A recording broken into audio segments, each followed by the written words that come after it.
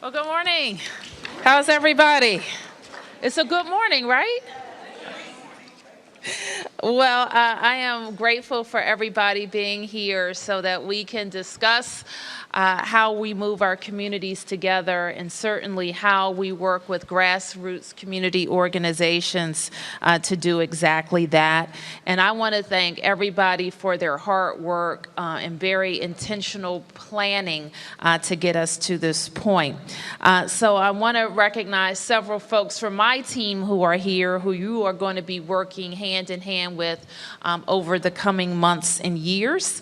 Let me start with the deputy mayors who are here. Brenda Donald, who is the deputy mayor for Health and Human Services, and Courtney Snowden, who is the deputy mayor for Greater Economic Opportunity, and Jennifer Niles, who is the deputy mayor for Education. So all of these clusters working together are how we arrived at a plan for many grants in our communities and is how we will execute them as well. And I want to now recognize our partners in this process, the Executive Director for the DC Trust, who I haven't seen yet. Where's Ed Davies? There he is, right in the front row, Ed Davies. And your board, and I see the board's chairwoman, Marie Johns, here. Give her a big round of applause as well. And all of my staff who are here. So the DemGeo staff as well as the Human Services staff, please raise your hands so everybody can see you, and thank you for your hard work. And we have another director here, Laura Zeilinger, who is right in the front row, and she's the Director of Human Services. And it happens that today is Laura's ride-along with the Mayor Day. So we call her the ride-along mayor. And so the ride-along mayor is going to be with me at all of my events. I've had the opportunity so far. Also, Courtney and Brenda have been ride-along mayors. And I'll work through the whole cabinet at some point. But I have a ride-along mayor so they can see walk a day in my shoes, but really I want to pick their brains for like 10 hours. And so that's good, right? You can pick a brain for 10 hours. So I'm going to pick their brain for 10 hours. And then maybe I'll have a ride along with the mini grantees. I'll pick your brain.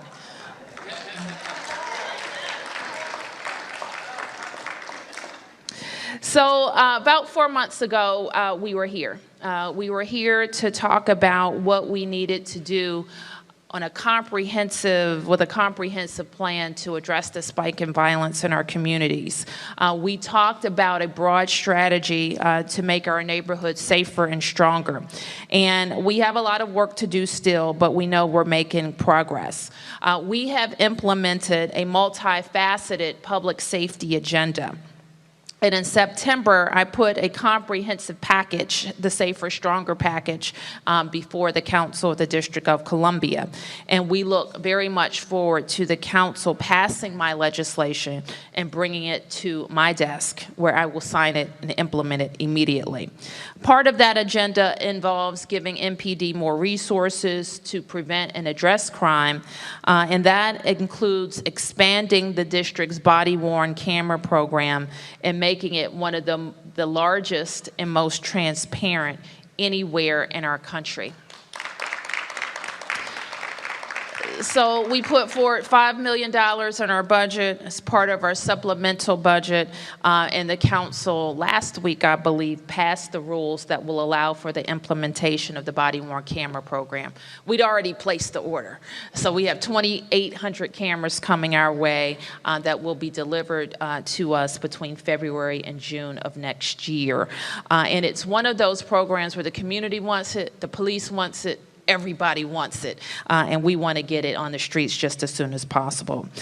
We know, too, though, that the public safety side is only one part of the solution, and we have to address root causes of crime, like economic inequality and cycles of violence that have existed in many of our communities for decades. We know that when people have opportunity, they are less likely to fall into criminal activity. When we were here 4 months ago, this was a shuttered school building. And now we have made very critical investments to open this as the Malcolm X Opportunity Center. And we're very proud of that as well. We expanded the LEAP Academy. And LEAP, many people heard me talk about this, is our way of preparing DC residents for jobs in DC government that exist. And I don't know what number we're up to now, but we're very proud to have at least two, maybe on our third cohort of people who are going through the LEAP Academy. As part of my supplemental budget, I also launched a Career Connections program, which is aimed at connecting at-risk youth up to age 24 of folks who probably need a second chance to have a subsidized employment opportunity year-round, which is going to help them build their resumes so that they can have good-paying jobs for their futures.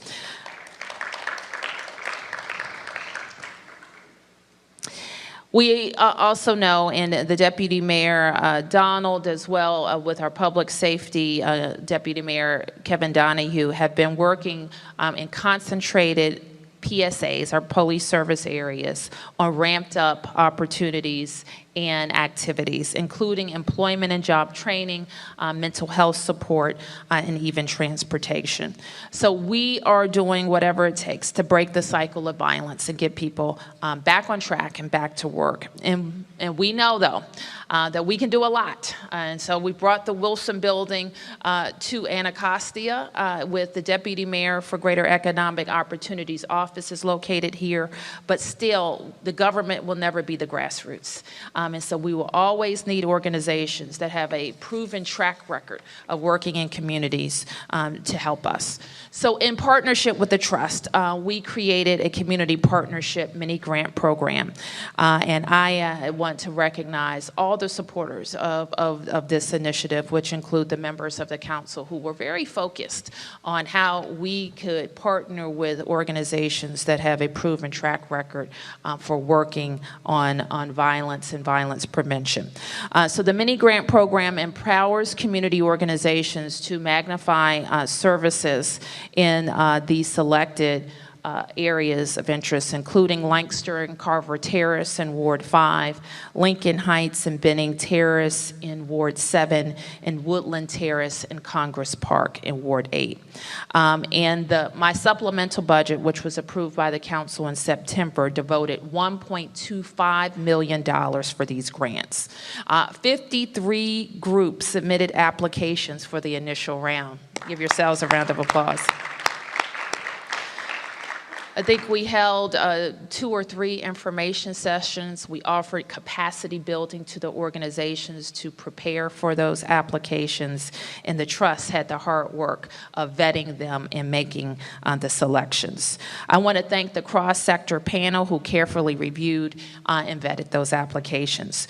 And based on their review, we are awarding 28 grants for a total investment of nearly $780,000 today. So these groups will offer programming in violence prevention and mediation, mentoring, youth enrichment programs, and family support. Groups like Step Africa will teach neighborhood kids about African culture through dance. I hear you turned 21. 20, congratulations on 21 years. And like Siblings Together, who will implement a violence mediation program at Ballou. And like the Institute for Prevention and Eradication of Violence, who will work with young adults on anger management and peer leadership training. So this is not a bottom-up approach. These organizations are already a part of the fabric of the community that we're in. But like I said, this is round 1. 50 applications is fantastic, and next time we hope to see 150 more. And we look forward to the second round of funding consideration where the balance of the $1.2 million will be invested. So with that, we're going to get a sample of some of the work that will be done in our communities in the areas that I mentioned. And following that performance, we're going to hear from the trust, who can talk in a little bit more detail about some of the investments. So ladies and gentlemen, Step Africa.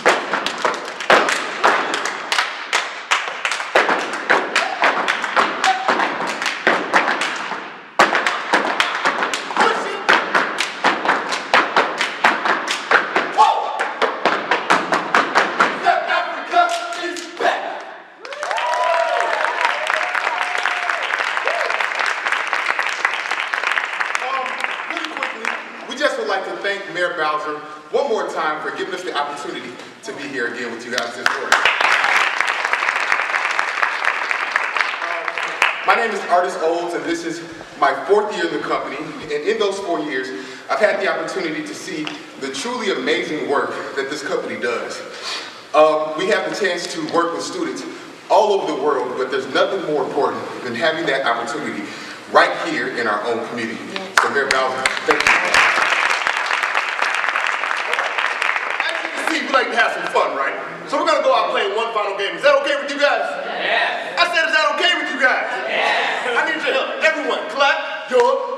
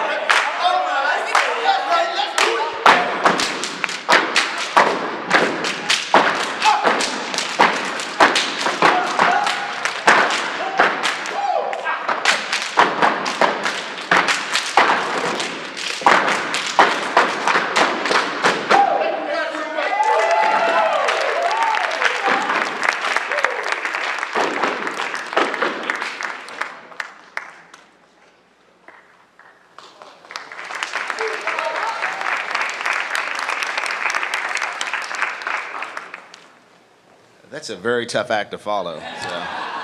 I would like to say that when I was a younger man that I could go up there and do that stuff. That was just, I think over the weekend we were practicing together. Anyway, I didn't make the cut.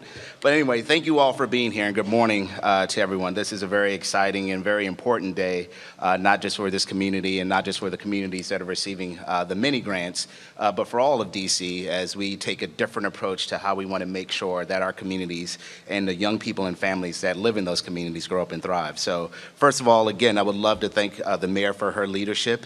For having the courage to step out there and say that we're not going to do things as business as usual. We're going to find innovative ways to address these issues and putting the full commitment of her administration and her partners behind it.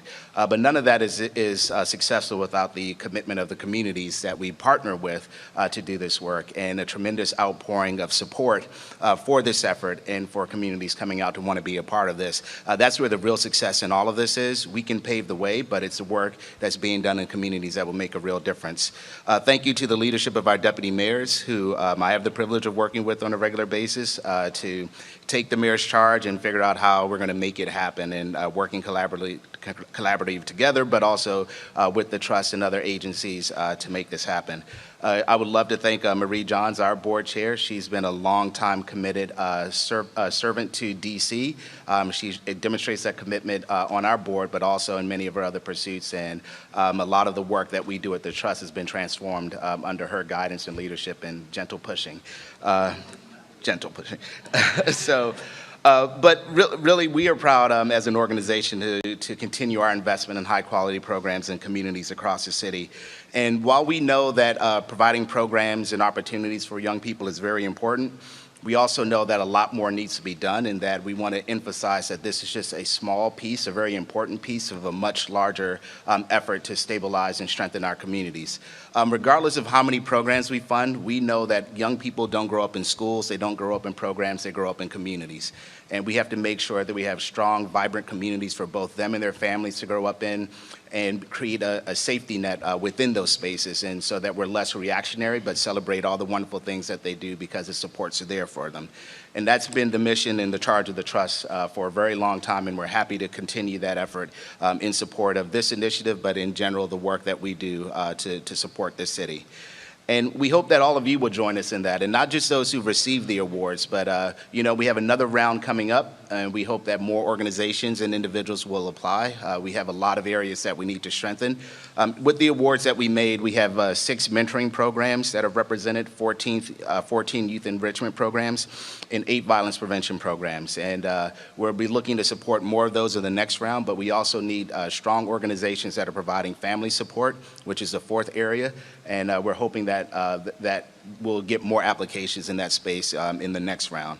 Again, I don't want to take up too much time. This has been an honor for me as a young man who grew up not too far from here and doesn't live too far from here. It's important work that's happening right here in Congress Park and important work that's happening all over the city. So again, we'd like to thank you all for partnering with us. It will take a committed partnership of both government and community to make this happen, and we're going to do our part to make sure that we could merge those two worlds together. And if there's anything else, and if there's anything that we're not doing or that we're missing, that we hope that you all will let us know so that we can strengthen our work. We're always here to listen and learn and get better at this. And this is a tremendous opportunity to make sure that some very under-resourced communities get the resources that we need. And we have many more communities across DC who could benefit from this work as well. And hopefully, not hopefully, when we are successful with this, we will be able to expand this work into other areas to make sure that all of our communities across DC and all 8 wards have the resources that they need to grow vibrant and strong families and young people who no longer become the exception to the rule that we celebrate, but the norm of success in DC that they all deserve to be. So thank you again.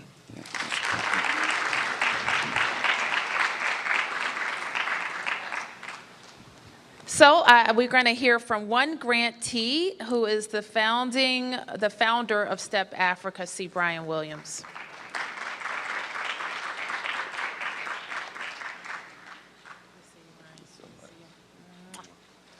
Thank you, Mayor Bowser.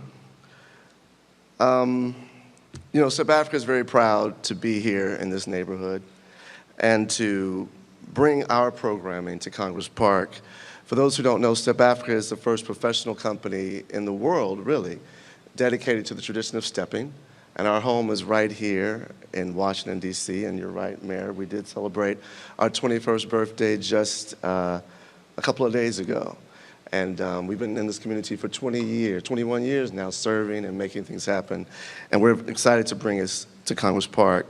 And I must also mention to you all that we are celebrating our holiday show. Mayor, I hope you can come by and check us out. December 10th through 22nd at the Atlas. But, you know, Mayor Bowser, you talk a lot about all 8 wards, and we really learned a lot from your message there. So Step Africa is looking forward to bringing our artists here to work with your young people 4 times a week. And we plan to perform here in this space. It's my first time actually seeing this space, and I can see bringing, you know, my entire company of 11 dancers here to perform, not just for the kids, but for the community, and really making this a vibrant space, right? So I'm very committed to that. No, thank you. And it'd be like a wonderful evening with Step Africa in Congress Park or something like that. And hopefully not just here, but in other neighborhoods that we feel deserve great art and deserve great experiences. The dancers you just were able to see, 5 of them, I have 11 full-time as I mentioned, all are college graduates who come from across the country to the nation's capital to perform and work. So they're great role models to be with children, and we want to spend as much time with young people as possible. And this project for us is really just the beginning. I love to see art in theaters, and you know, DC has some amazing theaters, from the Arc in Southeast, Dance Place in the Northeast, and of course the Kennedy Center. But just as important to us is to see great art in communities, in community centers, in neighborhood venues, wherever people in DC gather, and that's where you'll see Step Africa performing, not just in the theaters, but in the communities as well. And thank you for the support. And Mayor Bowser, you know that we are here. Awesome. All right, appreciate it. Thank you. Well, thank you, everybody. And I know that the Trust will make available any information that that's requested about the programs when they start and who's going to be involved. And I think you can just see from our one example that we know that you have to feed the whole community, from job skills to mediation to the arts. One thing that we know often needs to be re-injected in communities where there's a cycle of violence is hopefulness and joy. And all of those aspects of a community and a person have to be fed. And I say the same thing about sports and being in teams, that children and young people learn discipline and teamwork.